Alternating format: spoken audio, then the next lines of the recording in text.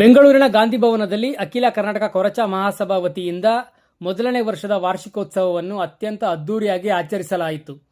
ಸಂವಿಧಾನದ ಪೀಠಿಕೆ ವಾಚನೆ ಹಾಗೂ ಜ್ಯೋತಿ ಬೆಳಗಿಸುವ ಮೂಲಕ ಈ ಭವ್ಯ ಕಾರ್ಯಕ್ರಮಕ್ಕೆ ಚಾಲನೆ ನೀಡಲಾಯಿತು.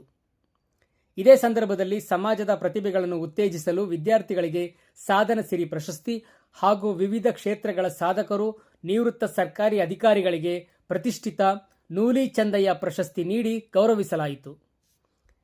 ಕಾರ್ಯಕ್ರಮದಲ್ಲಿ ಕೊರಚ ಮಹಾಸಭಾ ರಾಜ್ಯಾಧ್ಯಕ್ಷರಾದ ಆದರ್ಶ್ ಯಲ್ಲಪ್ಪ, ಪ್ರಧಾನ ಕಾರ್ಯದರ್ಶಿ ಕೃಷ್ಣಪ್ಪ, ಗೌರವಾಧ್ಯಕ್ಷರು ಪ್ರಕಾಶ್ ಲಿಗಾಡಿ, ದಾವಣಗೆರೆ ವಿಶ್ವವಿದ್ಯಾನಿಲಯ ಕುಲಪತಿ ಪ್ರೊಫೆಸರ್ ವೆಂಕಟೇಶ್, ಪ್ರೊಫೆಸರ್ ಬಸವರಾಜು ತುಮಕೂರು, ನಿವೃತ್ತ ಜಿಲ್ಲಾಧಿಕಾರಿ ಭೋಜರಾಜ್ ಮುಟ್ಕಾರ್ ಹಾಗೂ ಕೋಲಾರದ ಇನ್ಸ್ಪೆಕ್ಟರ್ ವೇಣುಗೋಪಾಲ್ ಸೇರಿದಂತೆ ಹಲವು ಗಣ್ಯರು ಉಪಸ್ಥಿತರಿದ್ದರು.